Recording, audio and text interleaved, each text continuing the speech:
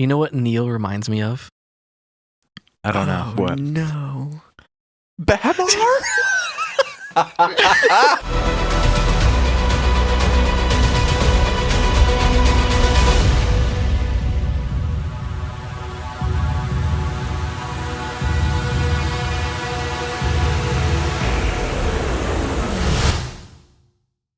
Welcome to Galaxy Bound Podcast. I'm Brad, this is Ben and Spencer, and we are going to talk about Skeleton Crew, our reaction, kind of a review, I guess, but mostly just reaction of the episode. We just finished watching the premiere, the first 2 episodes. This is going to be a shorter podcast episode, and there are going to be spoilers, so if you haven't watched and you plan on watching, then probably wait to listen to us until after you're done. If you don't care about that, then stick with us. Or if you don't care about the show at all, then I guess you can skip it completely. So we are just going to give our first initial impressions of the show, or of the first 2 episodes of the show. You want to start? Sure. I thought it was really good. You are thrust right into the story immediately. Yeah. It was a really, really good first episode of just immediately you're into the storyline. You're like, what's going to happen next? Mm-hmm. Yeah. And I think it was good that I like the perspective of the storyline following these kids is kind of cool and unique and different for Star Wars. And I think it's a little bit of a lighter feel. There's definitely, you still have those dark kind of scary moments of Star Wars world where you've got that opening scene of the pirates taking over the ship and stuff, which is really cool. But then you go to the world of Attin, and you're following kids along their school story and Right. dealing with parents and sneaking out and that. I think it's cool. I really like it so far. Yeah. It was really interesting, which I was really hoping that they would do, is set up the villains first. Mm-hmm. And I love it when movies and TV shows do that, where they showed those pirates taking over that ship, Mm-hmm. and immediately sets the tone for these are the baddies, and this is what they are capable of, completely murdering their own captain. And yeah, it was a dark tone to start off with, then it goes into the kids stuff, like you said, which I think is really refreshing. Which, by the way, we're watching this 2 days after it's premiered, so I've seen a few things here and there online, Mm-hmm. and apparently it's certified fresh on Rotten Tomatoes. Ooh. Which is really nice to hear after Yes. the Yeah. last couple of shows. Yeah. Star Wars shows just haven't done well with the critics, but I can definitely see why they say that, which I still think it's really dumb that a show can be I guess reviewed like that and given a rating like that with just the first 2 episodes. Yeah. I don't understand how that's a thing. I don't know. Is that a thing that's ongoing for the show, that they have to keep getting that score? I don't Or- think so. No. I mean, if it does, it's not what makes the headlines. I mean, I feel if you've got, let's say, 10,000 people that go and vote after the first 2 episodes, and then 40 more thousand go vote after the next 7 episodes, that's going to sway the score because those first 10,000 people voted. Right. I don't just- think it should count until the show is complete. It's like Mm. going into a movie, only watching the first fourth of the movie, and then going to give you a review for it. You Yeah, didn't it's just even not finish fair. the story. Some critics do that though. They walk out It's of true. movies, and that's if it didn't grab their attention, then they're all right, this ain't good. Yeah, it's just Dang. wild. It is to that, me. which is dumb. Yeah, Yeah, it's very 100%. Yeah. But anyways, Yeah. What'd you think, Spencer? yeah, I agreed with your point of it dropped you right into the story, and I feel like the pacing was very good. Like, yeah, I think if you're comparing it to shows like Mando and Andor, like it's kind of in between those. Like, it grabs your attention, but keeps you steady pace, and I love that.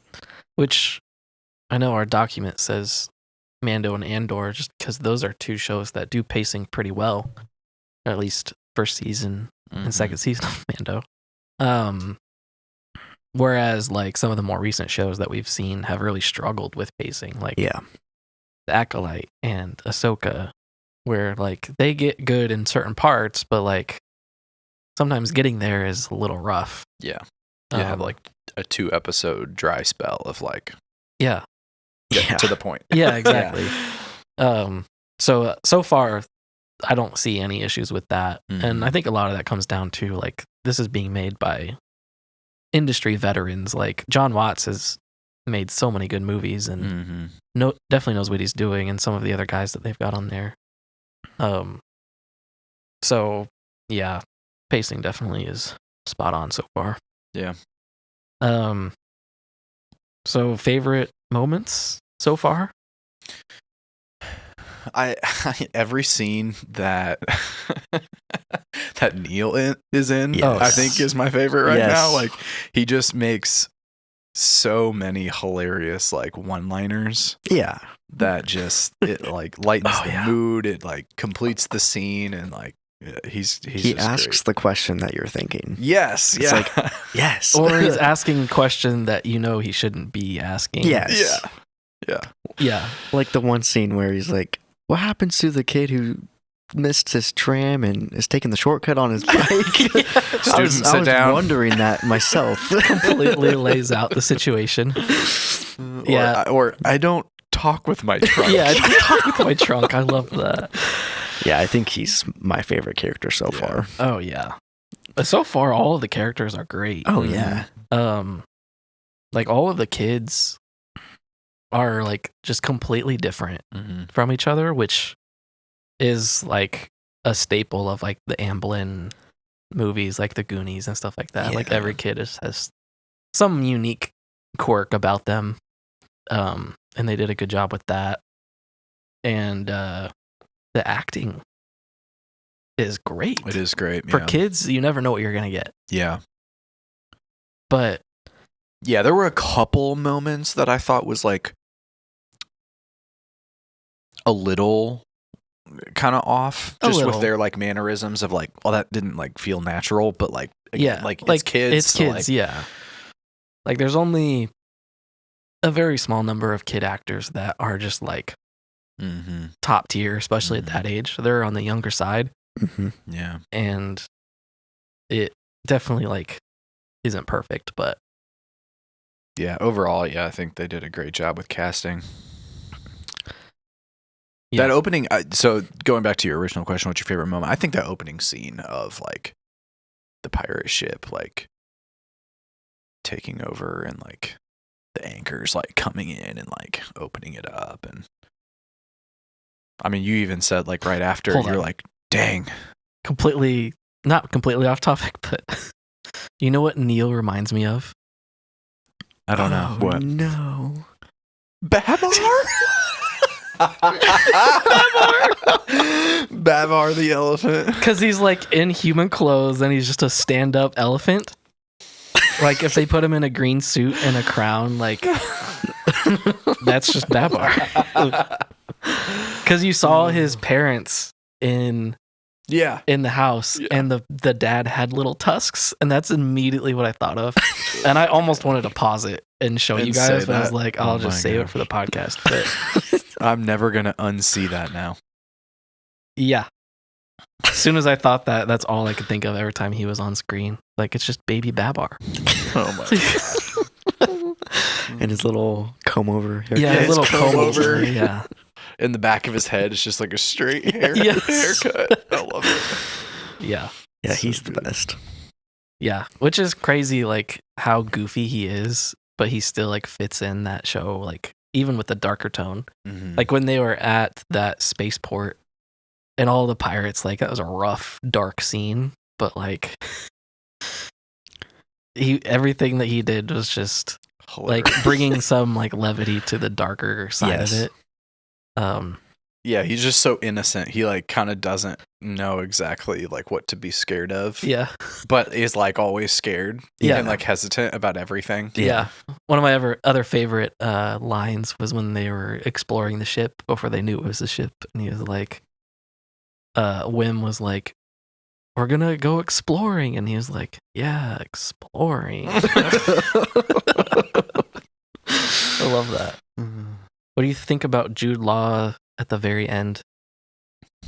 What do you think of his character? Like, we were just talking about this before we walked up here, but like he used the Force, and now they think he's a Jedi, and he didn't deny it. Do you think he's a Jedi? Because the time period that we're in is like the Mandalorian, post Return of the Jedi. Like, Luke is the main Jedi. There's really no other Jedi besides like Ahsoka and Ezra. Right. Whatever. But I want to say that he's not a Jedi. He's just a Force user, or he's playing some kind of trick. I mean, we've had that before in Star Wars. Yeah, that's immediately what I thought of is the what's that actor's name that played the like fake Jedi in the Obi-Wan show? Oh yeah. What's his name? He's like the guy always plays like a goofy character. Yes. Kumail Nanjiani. Yeah, Nanjiani. Yeah, he's awesome. Yeah, he's hilarious. But that's what it reminded me of with his character in that show, because he was like using magnets and like trying to like trick people into thinking he was a Jedi. Yeah. But he didn't actually have the Force. Right. It seems like Jude Law's character, which his name is Jod in the show. Lazy writing. No, his full name is even worse. It's Jod Nawood. The dumbest name I've ever heard. It's like Jude Law, but just different. So he's using the Force, and he's like, shh, don't tell. Yeah. So, see, I think he is a Jedi, but I think because of the time period, I think it's one of those where it's almost like he doesn't have any recollection or connection to like what the former Jedi Order was. So like he's kind of like I mean, even Luke didn't really have any concept of like what the former order was or like anything like that. And so I think it's kind of like that. It's like he's kind of that just like rogue raw user. I disagree with that, but well, I mean, like he never knew what like the temple was, and but he did end up learning a lot.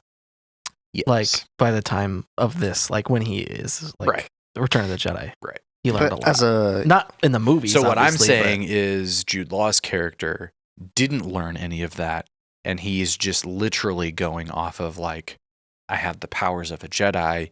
I might know a little bit of like teaching and lore, and like maybe I had a master at one point, or maybe I didn't. And he's just like you guys are kind of hinting at, is like just a post Jedi world where like you still have Force users in the universe. Yeah. So you're saying he was a Jedi like back then, but he doesn't remember it? Is that what you're saying?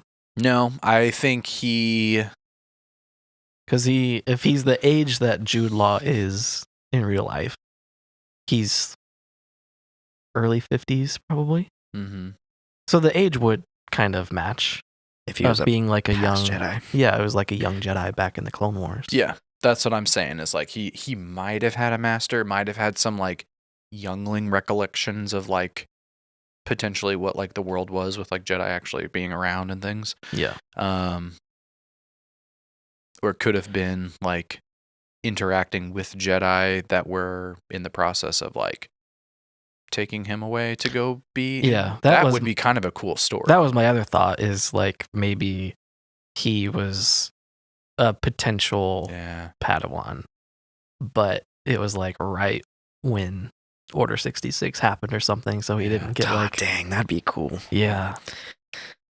Because, I mean, we kind of know what happened to a lot of those, like, young Jedi like that. Like, either they turned into Inquisitors, or they literally were just probably executed.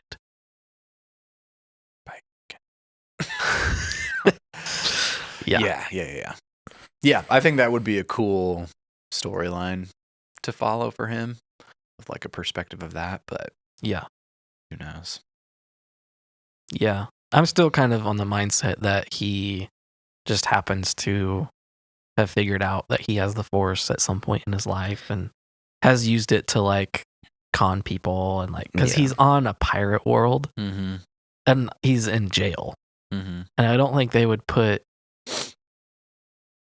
I mean, not that, like, obviously we're saying that he's not actually a Jedi, but like, he's gotten into trouble with pirates. Yeah. So like, there's something there where he's like, he's definitely not trustworthy. Well, and this might just be me, is he not the captain of the pirates at the beginning? I was literally about to ask that. That's what I was thinking the whole time we were watching this. Okay. But what you were thinking was that they killed him in that opening scene. Or killed the captain. They kind of implied that they were going to. Yeah. But then I when they saw him in the jail cell, I was like, oh, maybe that was him in that first scene.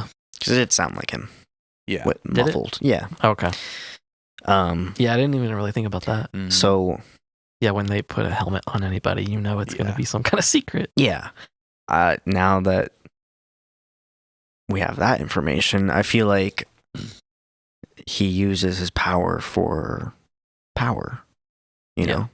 Yeah. But I don't know how if he was strong enough, I don't know how he wouldn't have fought his way through all those pirates. Yeah, I don't think he, like, he's moving a key off of a thing is like nothing to a Force user, so... Yeah. That's like just learning you can use the Force like when you were a kid. I feel like that's like how you learn. Yeah. It's like, just really want that and I don't want to get up. Yeah. So I just moved it to my body. Yeah, the question I have is like, what is his story and motivation and character? Yeah. Like, why was he the captain of that? What were they trying to get all those credits for? Like, what's he doing? Yeah.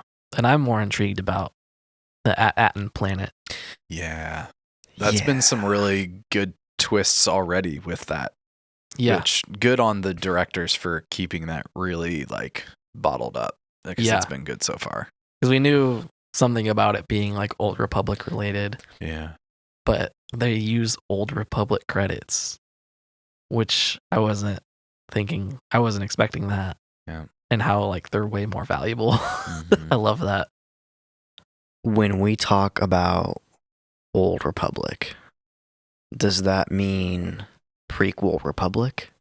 Is that like that whole span? Or the Old Republic as in the very Old Republic? They wouldn't say Old Republic if it wasn't the Old Republic. Yeah. Like, they've already established that officially as the name of that era. Okay. Just want to make sure. So they definitely wouldn't have said that. Okay. Yeah. Interesting. Yeah. Yeah, so we've got this like perspective of almost like this not exiled, like sealed off world that doesn't even know any of the whole rest of the galaxy is going on. Yeah. Right. And like they have some kind of barrier or like a perceived barrier. But then the rest of the world also doesn't really even know that this planet exists. They think it's like this myth, treasure planet type of thing. Yeah, that's the first thing I thought of was Treasure Planet. Treasure Planet. Yeah, that's going to be cool. Because they said, eternal treasure. Underrated movie, by the way. Yeah. That was such a good movie. One of the greatest. Yeah, definitely. Is that DreamWorks? No, that's Disney.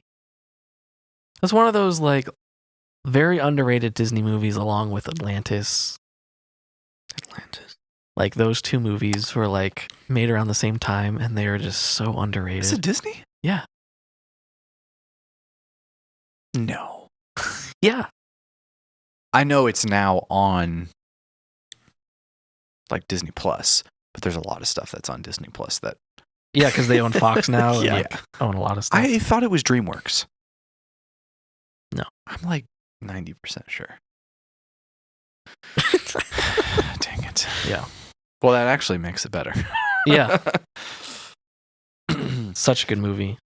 That's what I thought of was like, it's that planet that like is like a myth and like no one thinks is real, but it's like a planet of treasure and like all the pirates are trying to get there and stuff. Mm-hmm.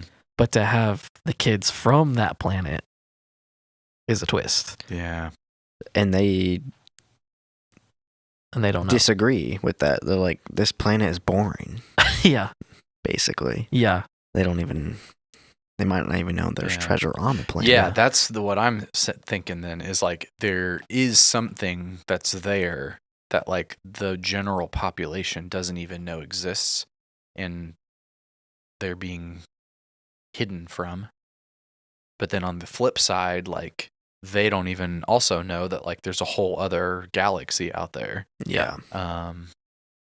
So yeah, very, very cool. And if there is a treasure, like maybe it's not like the treasure that they think it is. Like it's not a bunch of riches. Maybe it's like, oh, it's the friends we made along the way or something stupid like that. Or like some kind of like secret codes to a weapon or something like that. Like, I don't know. Yeah, with it being in the Old Republic, like could be anything. Literally could be anything. So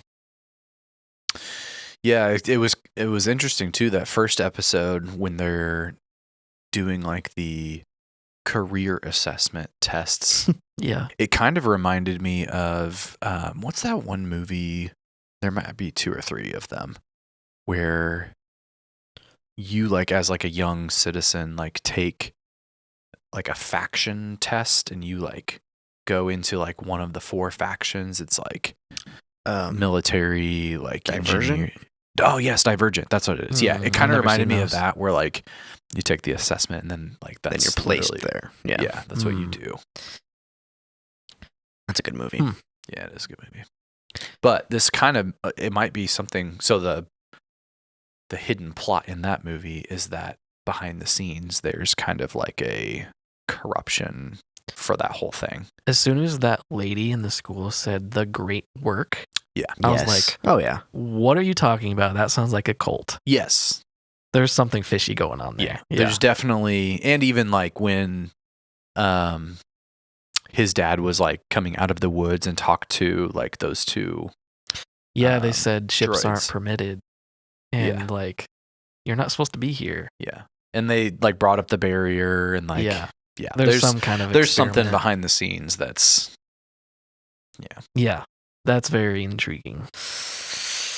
I don't want to say there's too much going on so far. It's like just the perfect amount. Oh yeah, like setting up like future things, but like there's a lot going on in the moment too. Like they're executing it perfectly. What do you think of the visual effects?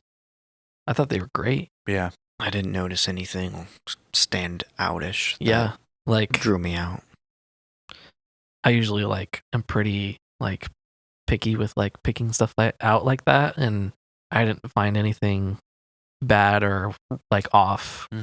I think Neil was the like goofiest thing, and even him, like all of that like looked perfect. Yeah, with like as perfect as you can get. With, yeah, because they did combine like practical, like he had a thing on, but combined it with like special effects and stuff. Yeah, and I think they did that perfectly. But maybe that's because maybe that's the good thing of it being delayed, because this was supposed to come out last December. So maybe just like having another year just gave them some more time to polish it up, because a lot of people complain about that on some of the recent shows, is like it's not top notch as a Star Wars show should be, you know? Yeah. Or like they rely too much on the volume that they use for The Mandalorian, where it's just like a small digital set. I think the Obi-Wan show suffered the most from that. But I mean, the Acolyte, I don't think had any problems on my end. Like, I thought that looked great. Yeah. And the show looks great. So I think they've solved. And Ahsoka looked good too. Yeah. But it also had some problems with seeming small with the volume. Like, some of those sets seemed kind of small. Like, you can tell when they're like in the volume sometimes. Yeah. A lot of times in some of the past shows, I've struggled with some of the physics of the universe, like people doing things or like how scenes like end up happening. And of course, like there's a level of believability with like, I mean, it's a made up universe. So like the physics in that universe is different than ours. But I thought so far, like everything that's happened, like makes sense and like is believable to the world that's like existing there. So there hasn't been anything that's like stood out to me with any of like the effects or anything that's like, that kind of fell off. But so far, like you don't have Leia flying in space. That's not what I was thinking of. Well, that's one a of them. really like stark example, but yeah. That's what are you thinking of? The science of that isn't even what bothers me about that scene. It's the fact that she looks like Mary Poppins flying. Yeah. No, I was thinking more of like there's a couple scenes in like Boba Fett or Mando when like people get hit or like they're fighting and like that scene in Book of Boba, which is an awesome scene, but like, come on. Yeah. They're just standing in the middle of the battle, back to back, just getting hit or just getting missed. Yeah. Completely. Yeah. It's like, I get that Jon Favreau likes to make things like he's playing with his toys. Yeah. But that was just way too far.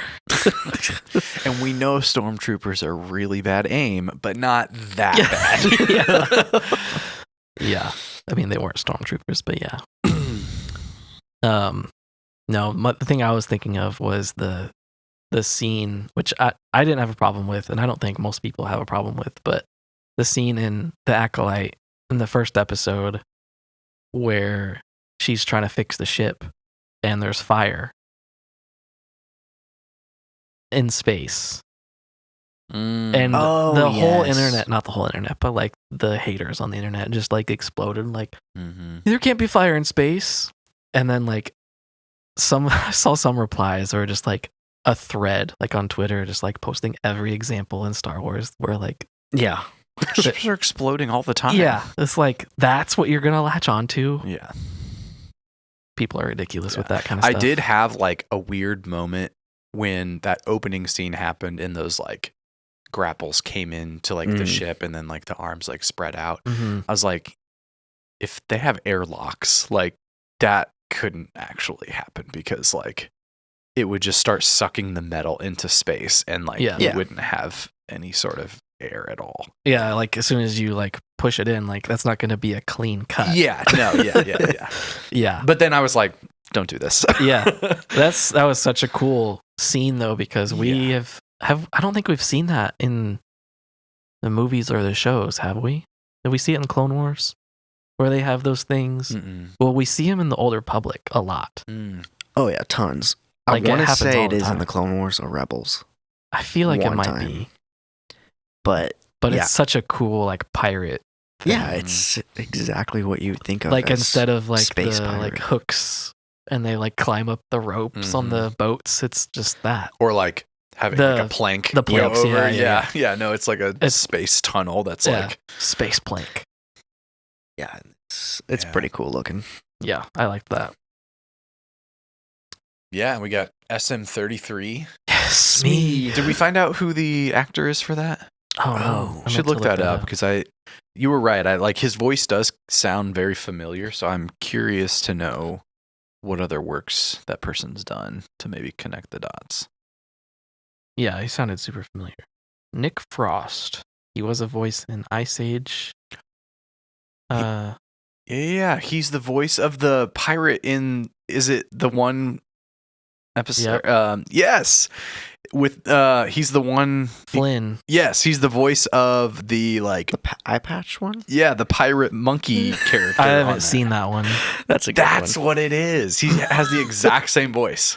That's amazing. The only reason I pointed that out is because we talked about Ice Age a couple episodes ago. But we keep the streak going every episode. We got to bring up Ice Age somehow. That's so okay. funny. That's a connection point then, because I was like, I feel like I've heard his voice somewhere. He's best friends with Simon Pegg, which I can see. Makes sense why he was in Shaun of the Dead then. Do you know who that is? Yeah. Okay. I don't. You would recognize him if you saw him. Yeah. That guy.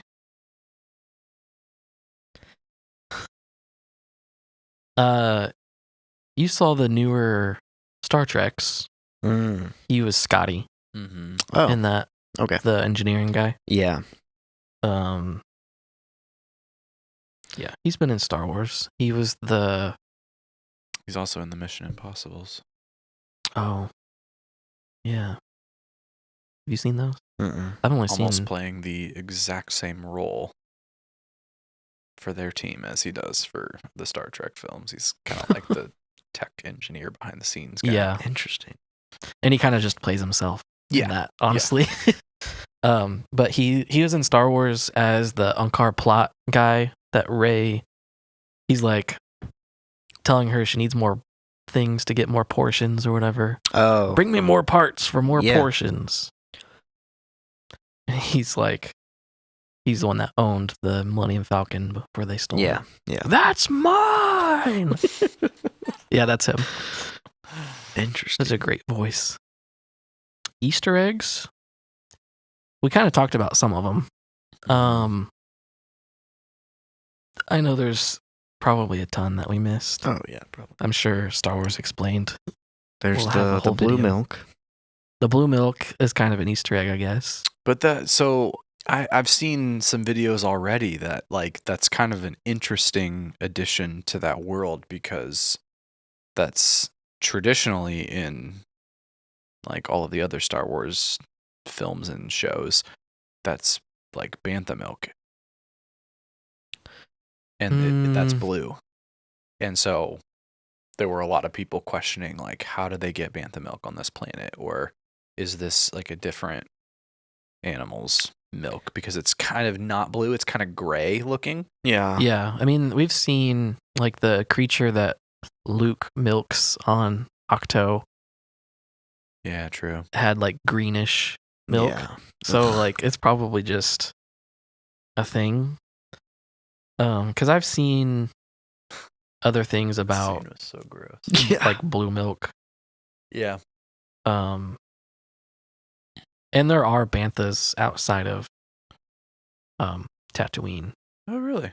Yeah. Did you see the ones on Kijimi on Outlaws? Oh, yeah. Yeah.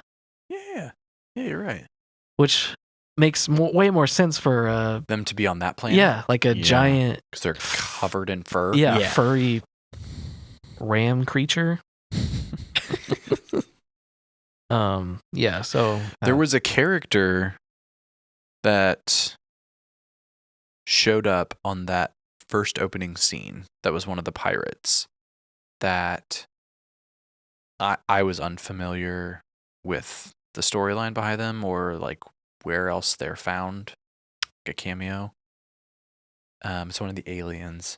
Kind of looks like a frog. Don't remember. In the first scene? Mm-hmm. Yeah, he was one of the pirates, invading the ship. Is he the one that gets shot in the eye? No. But it's a couple frames after that. Oh. But somebody was saying that it is a character from Rebels, I think.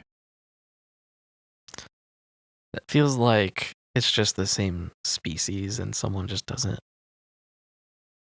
realize that. I could be wrong about the Rebels. I don't know. I don't know. The pirate that we've seen before was Vane, which was in Mando season 3, and that was the one that was like he had like the yellowish skin. Yeah, he's and at the end he was the one that was like trying to steal the credit, but was like being more civil about it than the other guy. That was Vane from The Mandalorian. Okay. Yeah, I did recognize him. Yeah. So the werewolf guy seems new. He's new. We haven't seen his species very often. Forget what it's called. It starts with a SH. It's a really weird word. Shistavanen. That's a tongue twister. We've seen them in the High Republic. Well, I mean, we've seen them in A New Hope, technically. Really? In the cantina scene. Yeah. But I think it was taken out. Interesting. Okay. Because I do remember seeing it, but I'm pretty sure they took that scene out. Yeah, because it just looked so weird. It's scary. Yeah, that's scary. Yeah, it looks a little different. But that was the original. And then we've seen this guy in the cartoon Clone Wars. Yes, I remember that. Yeah. So his name was Volvif. Another good name. Master Volvif. Because a lot of people like see a species and is like, oh, that's him. It's like, no, it's just the same species. Like, in the Acolyte, when they saw the Keldor in the forest with the Jedi, and they're like, oh, it's Plo Koon. Yeah. Like, nope. It looks nothing like Plo Koon other than like being the same species, and it ended up being a female. Yeah. Like, there's a lot of characters in the Star Wars universe. A lot of people the same. Plo Koon. Oh gosh. Yeah, I'm trying to think of other Easter eggs that I caught. I'm pretty sure I don't think you guys noticed, but it was like a neon beer sign. Yeah, you said in the garage. Yeah. Like up on the like pegboard the tools, things. Yeah. And it looked a lot like the one from The Office that Michael brings out. Oh my gosh. It was like the same, like, but it was like that species, like the blue elephant woman with like 2 beers in your hands or something like that. That's what it looked like.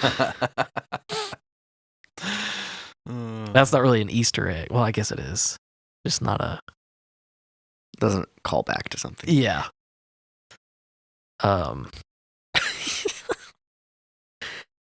Also, last week... Was it last week? At some point, I said that their planet looked utopian, and you were like, you mean dystopian. And I definitely meant utopian. But now really? we're kind of thinking it's dystopian, more so. Yeah. But I was thinking utopian, like it looked very perfect. And like dreamlike. Yeah. And like someplace that you would want to live. Mm-hmm. But yeah. Yeah, it's kind of... clarify that. But now that we know more about it, it's like definitely more dystopian. Yeah. Because it's like not real, maybe. Mm-hmm. Yeah, it's actually kind of like utopian from some people's perspective. Yeah, I mean... And then dystopian for them because they don't know anything else exists except for what they're in. Yeah. So very like kind of unique language there for that. Which I guess is the whole twist of a dystopia.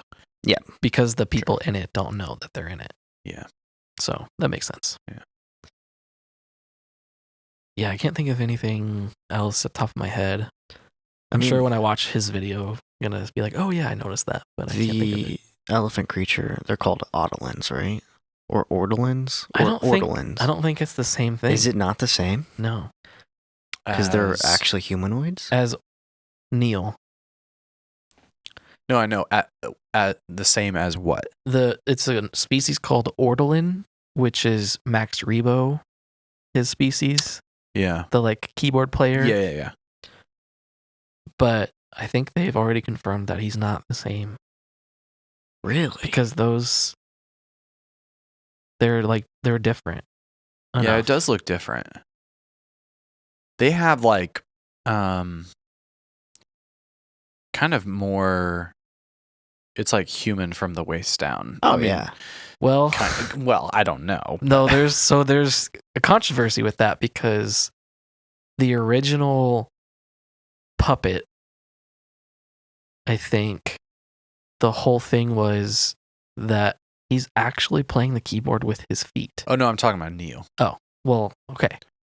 But this is why they didn't end up going with Ortolan, because Max Rebo originally was playing those with his feet. Yeah. But nobody really knew that until years later, and so they had already made it so like they were humanoid.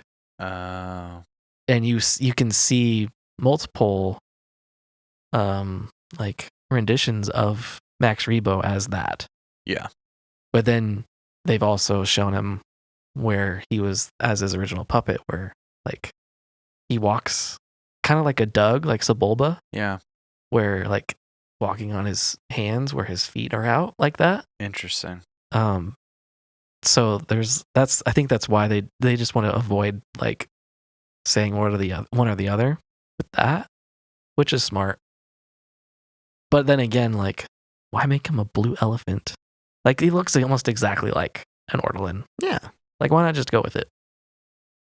And just say, like, these Ortolans are from this planet, and these Ortolans are, like, a deviation, like, evolved species on this planet. Like, they've done that with multiple species. Mm-hmm.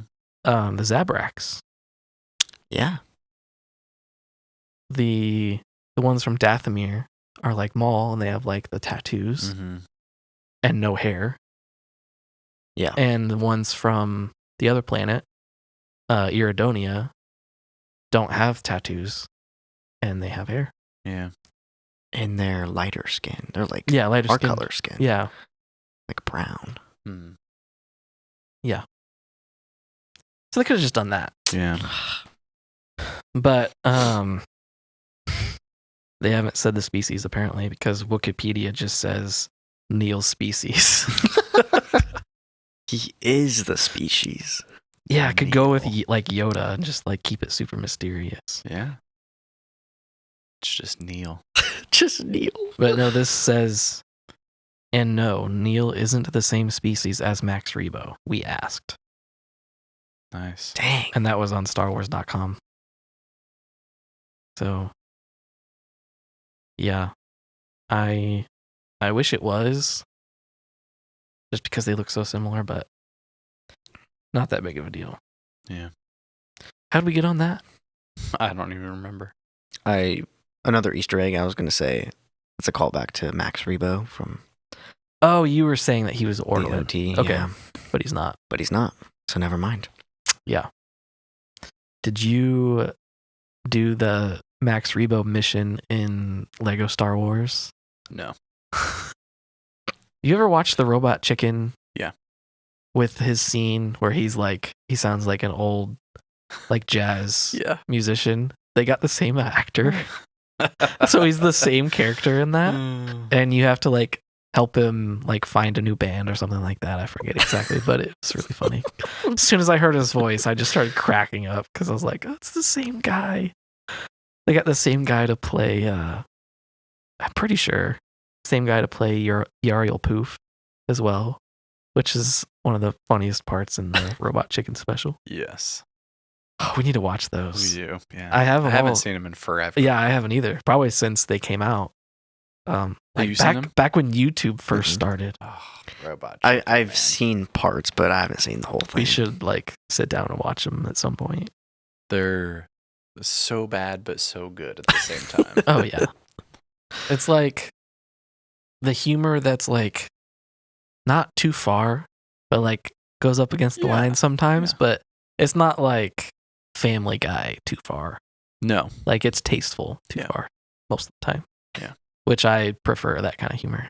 Any predictions on what's to come now that we've seen Jod claiming to be a Jedi? Jod Ka. Jod and Nana Wood. Nana. Jod Na. Nana. I imagine they're going to go rebuild the droid. Just since he's in all the marketing. But I don't, for like the next episode, I don't know. Like anything could happen, really. I guess they will probably escape the spaceport rock or whatever. Spaceport rock. Yeah. Yeah, I would assume. And then like the pirates will chase them and stuff like that. Which they said in the show that spaceport is secret as well. Yeah, because they were like, how did they get the coordinates to this place? Yeah. So the ship they have is something connecting that. Yeah. Like maybe that ship, like the original captain, like founded that place or something. Mm-hmm. And it's just been used ever since. There's one thing I wanted to mention though. The main kid who keeps talking about Jedi. Whim. Keeps looking at pictures and reading about Jedi and everything. Mm-hmm. I can't recognize any of it. But there's like some distinct like pictures of Jedi. So I'll have to go back and like really look at them. Oh yeah, I saw that. Star Wars Explained has a video on. Oh, does he? Okay, good. Translating every single page that is shown there. Well, I'll be watching that. Yeah, I'll watch that for sure. The fact that he's learning everything about Jedi from those 8 pages or whatever, really cool and kind of fascinating. Yeah, like where did he get that? And they're like playing with toys and like pretending to be Jedi, like, just like we did when we were kids and stuff. Yeah, that was so cool. Yeah, the show is super relatable. It's great. That is an Easter egg. He did say Anakin's line. Which one? You shouldn't have come here. Mm. Oh yeah. Interesting. When does Anakin say that? Doesn't he say that to Obi-Wan? On Mustafar. Yeah. Yeah. Mm. Or something along very similar to that line. Yeah. I remember. Maybe he said you shouldn't have brought her here. No, I think he says you should not have come.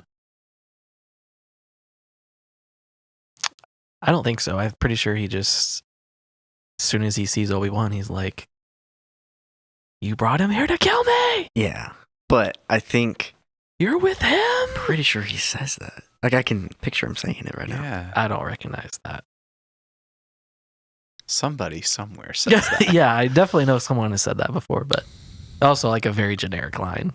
Maybe he says it to Padme. Anyways. I don't know. Anyways. So. Now I gotta go watch that scene. Which then you'll end up watching the whole movie. Maybe Vader says it when like old Obi-Wan comes to the Death Star. That'd make more sense. That seems more likely. Because that seems more like a story that kids would know in this time period. Is like the Luke Skywalker story. But again, they're from an old Republic planet, so like... Yeah, I don't think it was a callback in universe. I know. Well, it might have been. I don't think so, because no one would have known. True. Especially that moment. Vader's not sitting there like keeping a diary of all the dialogue. It's being filmed. Today Obi-Wan showed up. He was really mean. It's like one stormtrooper that's just like the documentary one. He's just like writing it all down. Obi-Wan called me Darth. It's not my name. Obi-Wan says he's going to be a lot more powerful when he dies. He just disappeared. His robes just fell to the ground. He just disrobed and disappeared. Crazy old man move. All right. Well, anything else you want to point out? You can think of? Any other predictions? I was thinking, I kind of said this last week or maybe the week before, but Jod's character, especially since we know like he's probably the previous captain, so he's probably like a scumbag. And he's probably gonna like manipulate these kids into like doing whatever to like get their ship. Mm-hmm. And so then he can eventually get his ship back and his crew back. And like he's gonna do something dumb probably, and then like betray the kids, but then like regret it. Yeah. And then, you know, form this connection with them. Yeah, form a connection that sure. he didn't want, and then end up like saving them or like sacrificing himself or something like that. Yeah, I can see that. So I guess that you could say it's predictable in that way, which I don't mind. Like I don't mind my stories to be predictable like that as long as they're written well. But that's kind of my prediction. So yeah. But what I'm not predicting is like all of this Old Republic stuff with the planet and everything and the treasure. I have no idea what to expect there. Yeah, I mean, the planet itself is brand new, so... Yeah, we know nothing about it. So unless it was like renamed. Yeah.